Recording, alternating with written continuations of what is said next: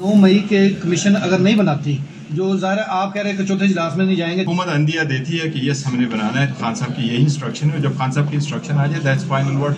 अगर हुकूमत ने कहा कि हम बना रहे तो फिर तो जाएंगे, अगर हुकूमत कमीशन बना नहीं रही तो इजलास तो नहीं हो। जुडिशल कमीशन बनेगा तो मुज़ाकरात होंगे, पीटीआई का हुकूमत को 7 दिन का ultimatum. Chairman Tehreek Insaf barrister Gauhar कह रहे हैं हुकूमत तहकीकाती कमीशन बनाने का इंदिया दे तो मुज़ाकराती कमेटी के इजलास में शिरकत करेंगे। 9 मई वाक़यात पर कमीशन बनाने पर कोई कानूनी कदगन नहीं। बैरिस्टर अली जफर बोले, बानी ने बार बार कहा है हुकूमत मुतालबात नहीं मानती तो मुज़ाकरात ख़त्म कर दें। ट्रंप के आने से असर पड़ेगा, गजा में बंदी हो गई, चाहते हैं पाकिस्तान के मामलात में मुदाखलत ना हो। साफ़ी ने पूछा क्या कोई और मुलाकात हो रही है, बैरिस्टर गौहर आर्मी चीफ की। अली जफर बोले क्यों परेशानी बढ़ा रहे हैं नून लीग वालों की।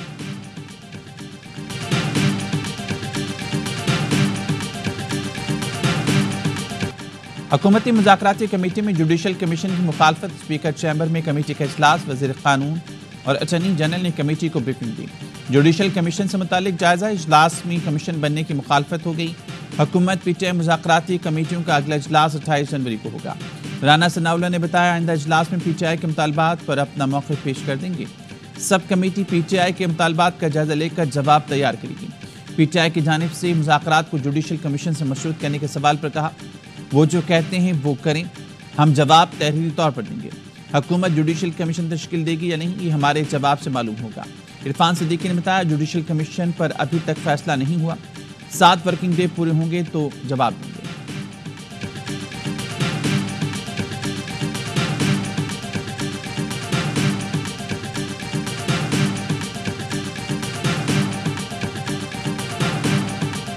मुमकिन है कमीशन बनना और क्या बनने जा रहा है। अगर वो मशरूत करना चाहते हैं ये किसी चीज़ के साथ, तो मैंने तो आगे भी कहा है कि ये 2014 से धरने से ये कमीशन बनाना चाहिए। धरना क्यों हुआ, उसके बाद JIT क्यों बनी, मियां नवाज शरीफ को क्यों घर भेजा गया। कमीशन बनना है तो 2014 वाले धरने की तहकीकात के लिए भी बनाए। वज़ीर दिफा ख्वाजा आसिफ का पीटीआई को जवाब, कहा खुलूस की कमी हो तो मुज़ाकरात का कोई नतीजा नहीं निकलता। ट्रंप के आने से पाकिस्तान के लिए अमेरिका की पॉलिसी में कोई तब्दीली नहीं आने वाली।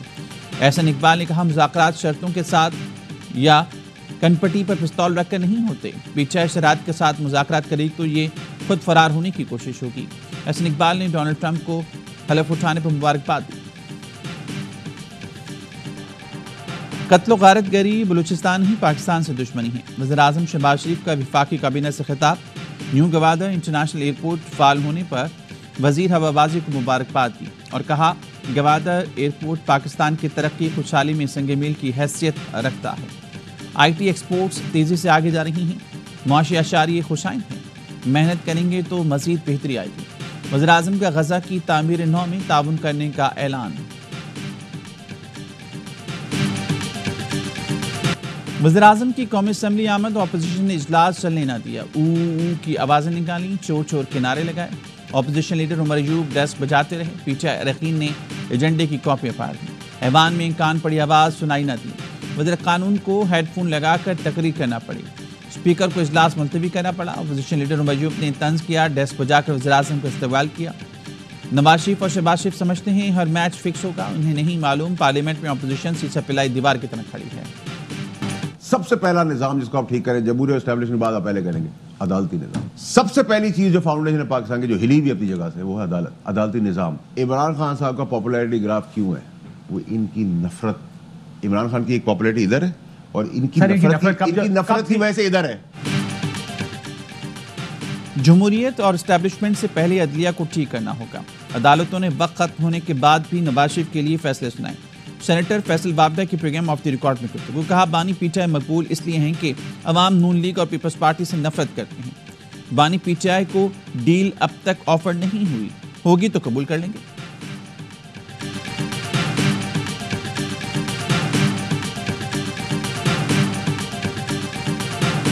सारिम कत्ल केस की तहकीकात जारी, जेर हिरासत 5 मुलजमान को इन्वेस्टिगेशन सेंट्रल के हवाले कर दिया गया।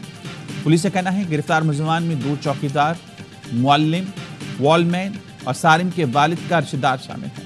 मुलजमान का DNA किया जाएगा। तहकीकात के लिए 4 रुकनी कमेटी का पुलिस सराय का कहना है अपार्टमेंट की यूनियन को भी शामिल तफ्तीश किया जाएगा।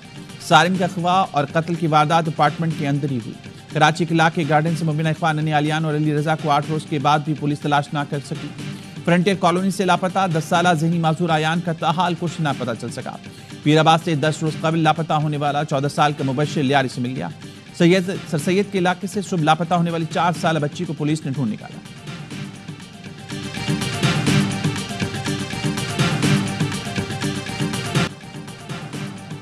پاکستان نے معاشی استحکام اور ترقی کا سفر شروع کر دیا۔ پاکستان کے عالمی ڈیفالٹ رسک میں 93% کمی آئی۔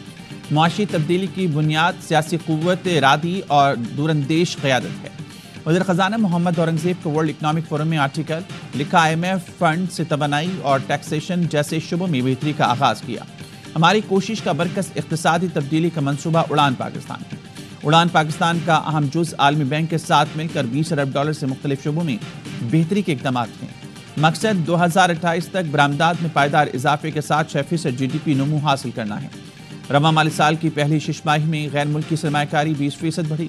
اس سال ترسیلات زر $35 بلین تک پہنچ گئیں۔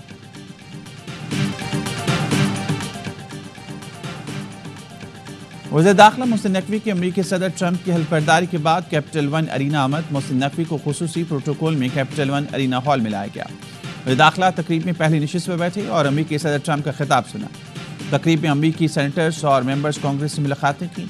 وزیر داخلہ کی خصوصی عشائی میں بھی شرکت۔ ڈونلڈ ٹرمپ کو عہدہ سنبھالنے پر مبارکباد دی۔ گفتگو میں کہا، امریکہ کے لیے ایک تاریخی دن ہے۔ امریکی عوام صدر ڈونلڈ ٹرمپ سے محبت کرتے ہیں۔ صدر ٹرمپ کے دور میں پاکستان امریکہ تعلقات کا نیا باب شروع ہوگا۔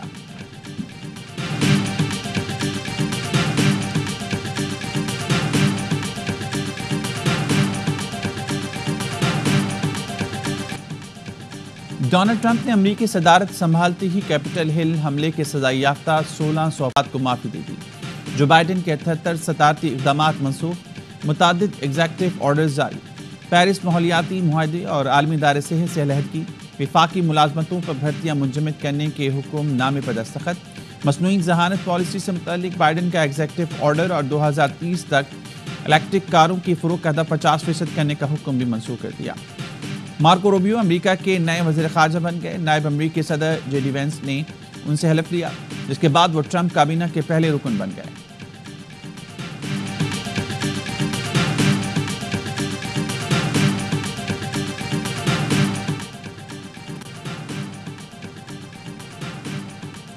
نیو جرسی اور ایریزونا کے اٹارنی جنرل کا امریکی صدر ٹرمپ کا ایگزیکٹو حکم نامہ عدالت میں چیلنج کرنے کا اعلان۔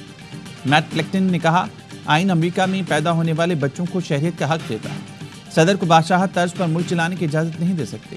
یہ سیاسی لڑائی نہیں بلکہ قانون کی بالادستی کی لڑائی ہے۔ ڈونلڈ ٹرمپ نے امریکی صدارت سنبھالتے ہی جو بائیڈن کے 78 صدارتی اقدامات منسوخ اور متعدد ایگزیکٹو آرڈرز جاری کیے۔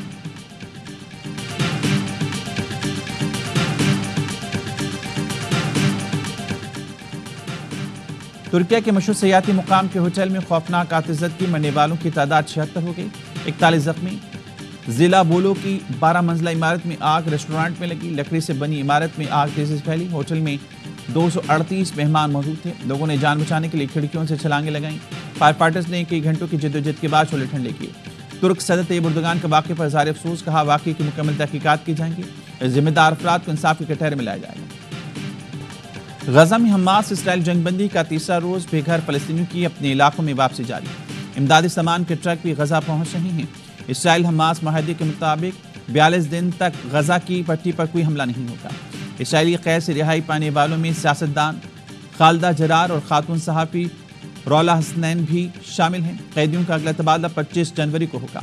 حماس مزید 4 اسرائیلی یرغمالی خواتین کو رہا کرے گا۔ قابض فورسز کی مغربی کنارے میں دہشت گردی، جنین قیم میں 9 فلسطینیوں کو شہید کر دیا، 40 زخمی۔ اسرائیلی آرمی چیف نے 7 اکتوبر کو سیکیورٹی ناکامی کی ذمہ داری تسلیم کر لی، 6 مارچ کو مستعفی ہوں گے۔